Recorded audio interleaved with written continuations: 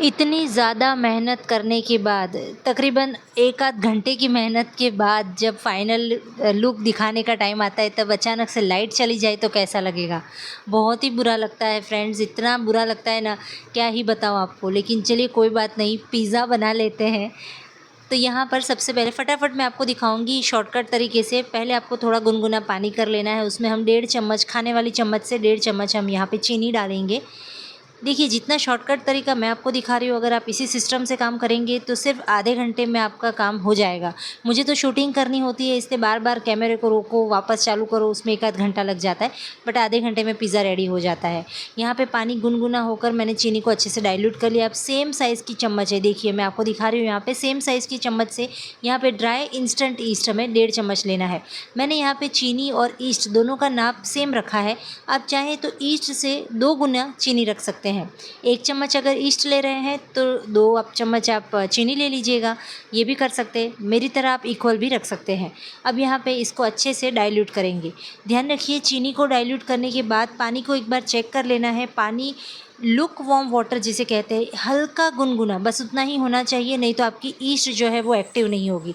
और दूसरी चीज़, हमेशा ईस्ट आपको फ्रेश लेनी है, यानी बहुत ज़्यादा एक्सपायरी डेट के नज़दीक हो वैसी ईस्ट नहीं इस्तेमाल करनी है। यहाँ पे मैंने एक बड़ा सा परात जैसा बर्तन ले लिया है और हम इसमें मैदा छानेंगे। जब तक हमारी ईस्ट एक्टिव होती है तब तक हम यहाँ पे मैदा वगैरह छान के रेडी कर लेते हैं। तो मैंने यहाँ पे 1.25 कप जितना मैदा लिया था। और जब भी आप मैदा लें, मैदे को छान कर लेना है, ताकि उसमें अच्छा एक एरिएशन बन जाता है और साथ ही में कोई कचरा वगैरह हो तो वो भी निकल जाता है। थोड़ा सा छानने के बाद इसमें हम एक चीज़ और ऐड करेंगे। यहाँ पे मैंने 1.5 चम्मच जितना कॉर्नफ्लोर डाला है। कॉर्नफ्लोर से हमारा जो बेस है वो वाइट रहेगा, साथ ही उसके अंदर एक फ्लफीनेस आएगी। तो यहाँ पे हम अब दोनों चीज़ों को हम अच्छे से छान लेंगे, मैदा और कॉर्नफ्लोर दोनों को। ध्यान रखिएगा कॉर्नफ्लोर की जगह आरालोट आपको नहीं इस्तेमाल करना है। जिस पैकेट पे कॉर्नफ्लोर लिखा हुआ हो वही पैकेट लेना है आपको। अब यहाँ पे दोनों आटे को अच्छे से छान लिया है, इसे साइड में रख देंगे। जब तक हमारी ईस्ट एक्टिव हो रही है मैं यहाँ पे वेजिटेबल्स कट कर लेती हूँ। तो आज मेरे पास तो 2 ही चीज़ें थी, 2-3 चीज़ थी, टमाटर, प्याज और कैप्सिकम। तो मैंने टमाटर तो आपको दिखाना मैं यहाँ पे भूल गई थी, लेकिन टमाटर को भी काटना है, साथ में कैप्सिकम और प्याज दोनों को मैं यहाँ पे थोड़ा छोटे टुकड़ों में काटूंगी। वैसे डाइस के साइज़ में ही काटते हैं होटल्स वगैरह में, बट मैं घर में कुछ अलग तरीके से बनाती हूँ। तो मैं आपको मेरा ही तरीका दिखाऊंगी। यहाँ पे ईस्ट देखिए बहुत ही अच्छे से एक्टिव हो गया था। तो मैंने वेजिटेबल्स को साइड में रख दिया और पहले मुझे आटा गूंथने के लिए खड़ा रहना पड़ा। तो यहाँ पे ईस्ट देखिए इतना अच्छा एकदम उसमें फोम आना चाहिए, एक झाग जिसे कहते हैं ना, झाग बन के आना चाहिए, तभी आपकी ईस्ट अच्छा रिज़ल्ट देगी। अगर आपको इस स्टेज पे लगता है कि ईस्ट में झाग नहीं बना है, वो अच्छे से एक्टिव नहीं हुई है, तो आप अपना काम यहीं पे रोक दीजिएगा, क्योंकि फिर आपको नई ईस्ट लेने जाना पड़ेगा। तो यहाँ पे अच्छे से मैंने पूरा झाग के साथ जो पानी था वो भी इस्तेमाल कर लिया है और उसी कटोरी में मैंने एक्स्ट्रा पानी ले लिया है, ताकि अगर हमें ज़रूरत लगे तो हम एक्स्ट्रा पानी उसी का लेंगे, ईस्ट वाला पानी ही वो भी हमें मिलेगा। तो यहाँ पे पहले अच्छे से आटे के साथ ईस्ट को मिक्स कर लेंगे। अब कुछ लोग आटे में डायरेक्ट ईस्ट भी डालते हैं, ड्राई इंस्टेंट ईस्ट मेरी है, तो ये वाली या फिर ड्राई एक्टिव ईस्ट, कोई भी ईस्ट हो, लोग आटे में डालते हैं, लेकिन उसका जो फर्मेंटेशन है उसका टाइम पीरियड बढ़ जाता है, वो 3-4 घंटा ले लेता है। और अभी बारिश का मौसम है, कहीं कहीं जगह पे नमी होती है, तो जल्दी ये एक जो फर्मेंट होना चाहिए आटा वो नहीं होगा अगर आप डायरेक्ट डालेंगे तो पहले बेटर है कि आप उसे एक्टिव कर ले ईस्ट को, उसके बाद ही आटे में डालें। अब देखिए यहाँ पे मुझे थोड़े से पानी की ज़रूरत पड़ी थी, तो मैंने थोड़ा सा पानी डाल के आटा लगाया। अब आटा बहुत ज़्यादा ढीला नहीं होना चाहिए। मैं इससे पहले भी ब्रेड वगैरह बनाने के टाइम पे भी बोलती हूँ कि आटा ढीला नहीं आपको गूँथना है, आटा आपको रोटी के आटे जितना ही सॉफ्ट गूँथना है।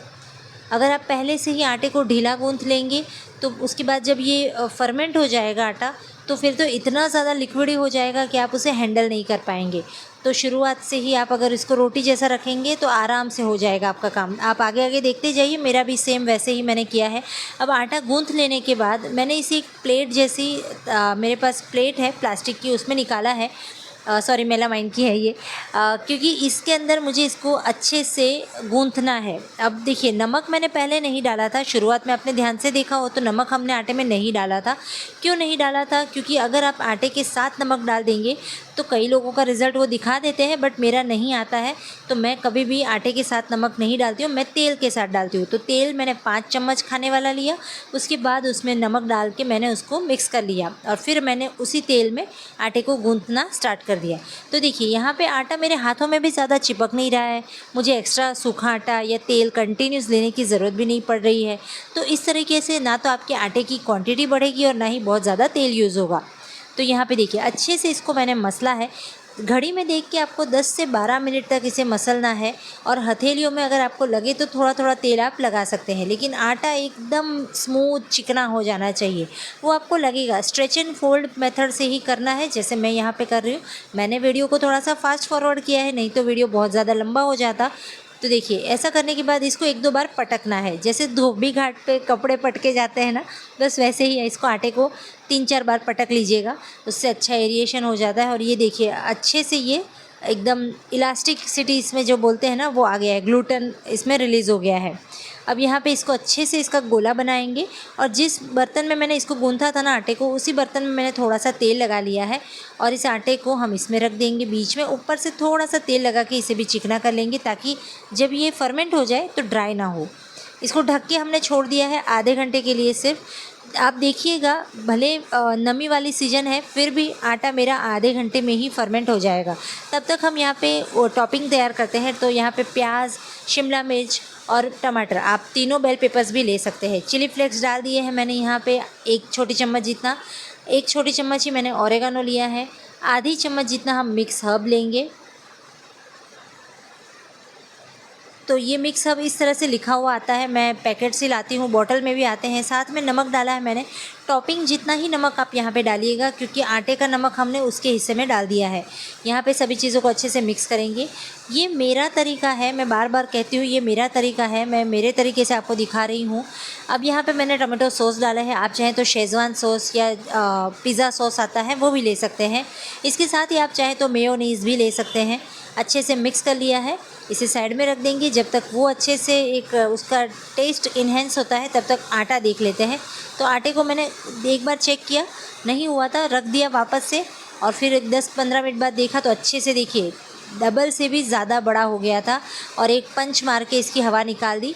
उसके बाद हमने यहाँ पे इसके 2 भाग कर लेने हैं। एक बार आप जब एरिएशन होने के बाद आप उसे पंच करते हैं, पंच करने के बाद आपको इसे मसलना बिल्कुल भी नहीं है, सिर्फ इसको इकट्ठा कर लेना है और इकट्ठा करके इसकी जितने भी लुइयाँ करनी हो कर सकते हैं। मैंने यहाँ पे सिर्फ 2 ही मुझे पिज़्ज़ा बनाने थे, 2 लुइयाँ मैंने कर ली। और मैं पिज़्ज़ा बेस ज़्यादा मोटा पसंद नहीं करती हूँ। मार्केट में जो होटल्स वगैरह में मिलता है ना, थोड़ा सा मीडियम थिकनेस वाला, बस उतना ही मैं बनाती हूँ घर में भी। यहाँ पे मैंने जो ओवन की ट्रे है उसे मैंने अच्छे से हाथों से ही तेल से ग्रीस कर लिया है। अब यहाँ पे ये मत सोचिएगा ब्रश वगैरह तो नहीं भाई, मैं घर का खाना ही बना रही थी तो उसी टाइम मैंने शूट भी किया है। अब ये जो बड़ी सी लुई है ना, पहले हम इसको देखिए इस तरह से करेंगे और मैंने एक थाली ले ली है, क्योंकि अगर मैं चकला लेती तो चकले पे लकड़ा होने की वजह से ये चिपक जाता और हमें यहाँ पे ड्राई आटा बिल्कुल भी इस्तेमाल नहीं करना है। तो स्टील की थाली को ही उल्टा कर लिया और उसी के ऊपर थोड़ा सा तेल लगा के हम इसको बेल लेंगे। तो देखिए बेलते टाइम भी मैं इसको आसानी से हैंडल कर पा रही हूँ।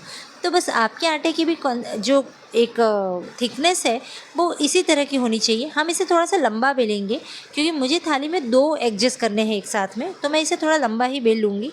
और देखिए इस तरह से आराम से उठा के इसको हम प्लेस कर देंगे थाली में।